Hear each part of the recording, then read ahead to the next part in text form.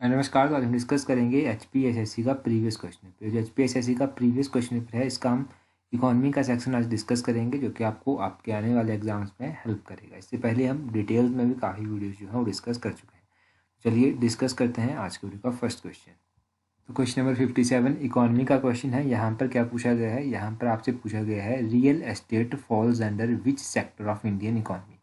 ये जो real sector है, भू संपदा, भारतीय अर्थव्यवस्था के किस क्षेत्र के अंतर्गत आती है? क्वेश्चन नंबर 56 की अगर बात करें तो इसका ऑप्शन सी सही आंसर होगा, टर्सरी सेक्टर। टर्सरी सेक्टर के अंडर आता है ये रियल एस्टेट। अब बात यहाँ से थोड़ी सी और कर लेते हैं। अब ये जो प्राइमरी सेक्टर होता है, इसके अंदर क्या क्या आता है? प्राइमरी सेक्टर के अंदर क्या क्या आता है? देखिए, इसके अंदर आता है एग्रीकल्चर हो गया, फिशिंग हो गया, फॉरेस्ट्री हो गया, डेयरी हो गया। ये सब जो है इसके अंदर आते हैं प्राइमरी सेक्टर के अंदर।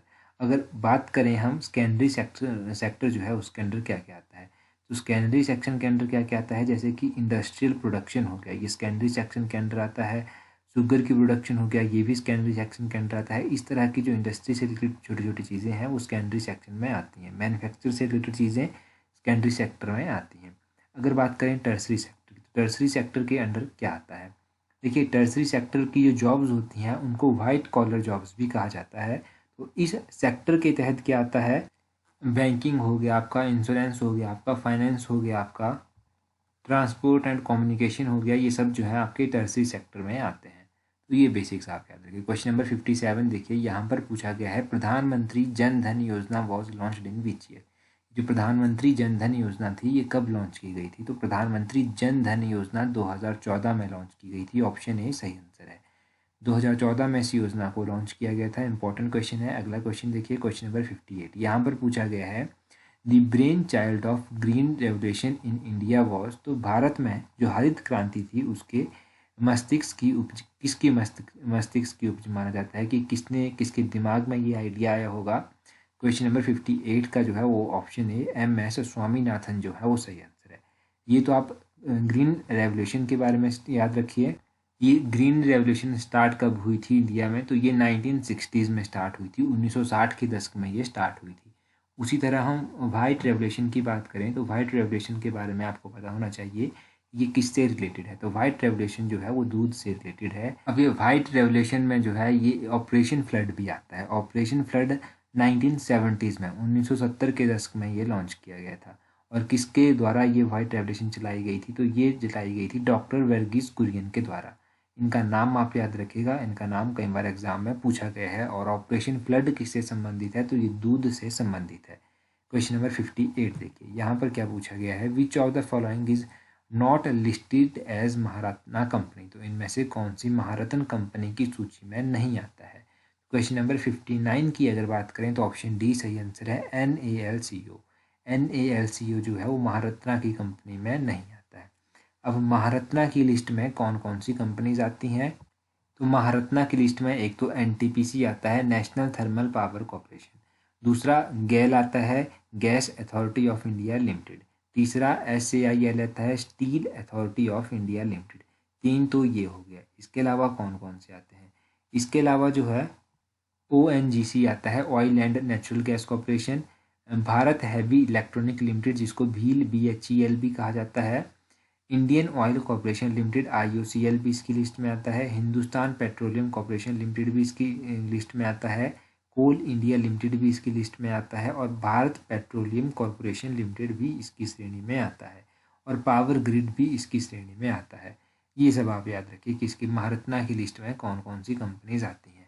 ये क्वेश्चन भी कई बार एग्जाम में रिपीट करके पूछा गया है। क्वेश्चन नंबर 60 देखिए, यहाँ पर पूछा गया है balance of trade means the difference between. तो व्यापार संतुलन का अर्थ निम्न में मध्य अंतर है। तो क्वेश्चन नंबर 60 की अगर आप बात करेंगे तो 60 का ऑप्शन ए सही आंसर है, अ Nations import of goods and it's export. तो व्यापार संतुलन का अर्थ जो है वो क्या है? इसका अर्थ है एक राष्ट्र की वस्तु की आयात और निर्यात के मध्य में जो अंतर होता है उसको बैलेंस ट्रेड कहा जाता है, बैलेंस ऑफ ट्रेड कहा जाता है। ये आप याद रखिए। क्वेश्चन नंबर 61 देखिए, यानी कि इस क्वेश्चन को मैं एक बार फिर से रिपीट कर देता हूँ क्वेश्चन नंबर 60 को, कि एक किसी भी कंट्री के जो गुड्स होते हैं उनके इंपोर्ट और एक्सपोर्ट के बीच में जो डिफरेंस होता है उसको बैलेंस ऑफ ट्रेड कहा जाता है। क्वेश्चन नंबर 61 देखिए, CRISIL इज एन, तो CRISIL क्या है? क्वेश्चन नंबर 61 का ऑप्शन डी सही आंसर है, क्रेडिट रेटिंग एजेंसी। ये एक क्रेडिट रेटिंग एजेंसी है। नेक्स्ट देखते हैं हमारे पास क्या है। नेक्स्ट है हमारे पास क्वेश्चन नंबर 62। यहाँ पर पूछा गया है the rate at which Reserve Bank of India lends short term money to the banks against securities is called. तो रिजर्व बैंक ऑफ इंडिया जिस दर पर प्रत्याभूति के बदले बैंकों को अल्प अवधि के लिए मुद्रा उधार देती है और वो क्या कहलाती है? तो उसको क्या कहते हैं? क्वेश्चन नंबर 62 का ऑप्शन बी सही आंसर है, उसको रेपो रेट जो है वो कहा जाता है। रेपो रेट उसको कहा जाता है, एक बार फिर से सुनिए कि रेपो रेट किसको कहा जाता है। जब रिजर्व बैंक ऑफ इंडिया जो है बैंकों को जो है उनकी सिक्योरिटी के अगेंस्ट जो है वो शॉर्ट टर्म मनी जो है वो प्रोवाइड करवाती है, उधार देती है, उसको जो है वो रेपो रेट कहा जाता है।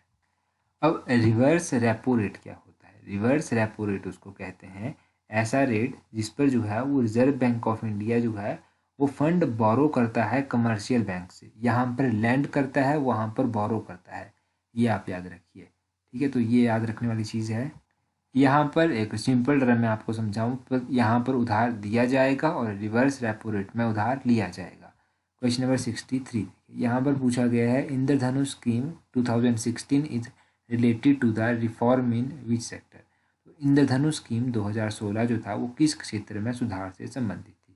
क्वेश्चन नंबर 63 की अगर आप बात करें तो इसका ऑप्शन सी सही आंसर होगा। क्वेश्चन नंबर 63 का सी यानी कि इसका सही आंसर है बैंकिंग। ये जो इंद्रधनुष स्कीम थी ये जो था वो बैंकों से संबंधित थी, तो इस क्वेश्चन में कोई डाउट मत रखिएगा, ये बैंकिंग से संबंधित स्कीम है। क्वेश्चन नंबर 64 देखिए, व्हाट इज डायरेक्ट टैक्स? तो इनमें से कौन सा जो है वो डायरेक्ट टैक्स है? Which is a direct tax? Question number 64 का जो है वो सही आंसर क्या होगा? ऑप्शन ए सही आंसर है। गिफ्ट टैक्स जो है वो एक डायरेक्ट टैक्स का एग्जाम्पल है। अब ये जो डायरेक्ट टैक्स होता है और इनडायरेक्ट टैक्स होता है, इनके एग्जाम्पल आपको पता होने चाहिए। पहले डायरेक्ट टैक्स की यहाँ पर बात की गई है तो इसके एग्जाम्पल मैं आपको बता देता हूँ। एक तो आपका इनकम टैक्स हो गया, ये डायरेक्ट टैक्स है। एक कॉरपोरेशन टैक्स हो गया, ये डायरेक्ट टैक्स है। प्रॉपर्टी टैक्स हो गया, इनहेरिटेंस टैक्स हो गया, गिफ्ट टैक्स हो गया, वेल्थ टैक्स हो गया। ये सभी जो है डायरेक्ट टैक्स की श्रेणी में आते हैं। और इनडायरेक्ट टैक्स की बात करें तो इसमें सेंट्रल एक्साइज हो गया, सेंट्रल सेल टैक्स हो गया, कस्टम ड्यूटी हो गया, सर्विस टैक्स हो गया, वैट हो गया, वैल्यूड एडिड टैक्स जिसको कहते हैं। ये सभी जो है इनडायरेक्ट टैक्स की श्रेणी में आते हैं। तो ये आप डायरेक्ट और इनडायरेक्ट टैक्स की बारे में याद रखिए। क्वेश्चन नंबर 65 देखिए, headquarter of international monetary fund is eight which place? तो इंटरनेशनल मॉनेटरी फंड का हेडक्वार्टर कहाँ पर है? इसको IMF भी कहा जाता है। IMF का हेडक्वार्टर कहाँ पर है? वाशिंगटन DC में स्थित है। ऑप्शन डी सही आंसर है। अब ये जो IMF है, इंटरनेशनल मॉनेटरी फंड, इसकी स्थापना कब हुई थी? तो इसकी स्थापना 1945 में हुई थी और इसका headquarter Washington DC United state में स्थित है। ये आप याद रखिए। क्वेश्चन नंबर 66 देखिए, यहाँ पर पूछा गया है the first country to appoint Lokpal was. तो पहली कंट्री ऐसी कौन थी जिसने लोकपाल को नियुक्त किया था? तो पहली कंट्री थी स्वीडन, जिसके द्वारा लोकपाल को नियुक्त किया गया था। ऑप्शन सी इस क्वेश्चन का सही आंसर है। अब नेक्स्ट पेपर देखिए, क्वेश्चन नंबर 121 से स्टार्ट करेंगे। यहाँ पर ट्रांसपोर्ट पूछा गया है कि कौन से सेक्टर में आता है इंडियन इकोनॉमी के। मैंने स्टार्टिंग में ही आपको बताया था कि ट्रांसपोर्ट कौन से सेक्टर में आता है। यहाँ से तो आप कमेंट करके बता सकते हैं ईजिली कि ट्रांसपोर्ट कौन से सेक्टर में आता है। क्वेश्चन नंबर 122 देखिए, यहाँ पर पूछा गया है नेट नेशनल प्रोडक्ट इज, ये जो NNP होता है ये किसके बराबर होता है? तो NNP किसके बराबर होता है? 122 का ऑप्शन सी सही आंसर है, GNP माइनस डिप्रेशन, इसके बराबर होता है NNP। ठीक है, ये आप याद रखिए, इंपॉर्टेंट क्वेश्चन है, 2-3 बार HPSSC के द्वारा पूछा गया है। अब यहाँ पर एक और टर्म यूज हुई है GNP। GNP की फुल फॉर्म क्या होती है? GNP की फुल फॉर्म होती है ग्रॉस नेशनल प्रोडक्ट। ये आप याद रखिए, GNP की फुल फॉर्म। क्वेश्चन नंबर 123 देखिए, यहाँ पर पूछा गया है the book poverty and un British rule in India is written by. तो एक किताब थी poverty and un British rule in India, ये किताब किसके द्वारा लिखी गई थी? तो ये किताब लिखी गई थी दादा भाई नौरोजी के द्वारा। ऑप्शन ए दादा भाई नौरोजी ने लिखी थी ये किताब। क्वेश्चन नंबर 123 का ए सही आंसर है। अगला क्वेश्चन देखिए 124, इसमें पूछा गया है the period of 12th 5-year plan was. तो जो 12वीं पंचवर्षीय योजना थी उसका कार्यकाल कब से लेकर कब तक था? क्वेश्चन नंबर 124 का ऑप्शन डी सही आंसर। 2017 से लेकर 2012 से लेकर 2017 के बीच में इसका कार्यकाल था, 2012 टू 2007। कई बार क्वेश्चन पूछ लिया जाता है कि ये जो 5 ईयर प्लान होता है इसको फाइनल अप्रूवल किसके द्वारा दिया जाता है।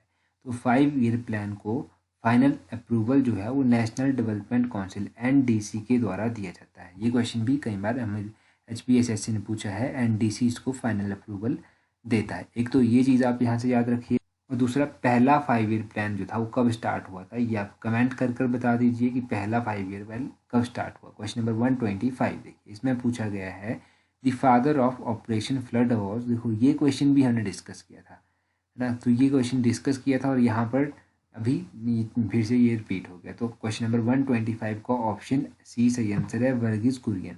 वर्गीज कुरियन के द्वारा ये ऑपरेशन फ्लड जो था वो स्टार्ट किया गया था। ये किससे संबंधित था ये तो आपको पता ही है, ये दूध से रिलेटेड था। क्वेश्चन नंबर 126 देखिए, विच of the following has Maharatna status. इनमें से किसको महारत्ना स्टेटस दिया गया है। अभी हमने बात की थी कि किसको महारत्ना स्टेटस दिया गया है।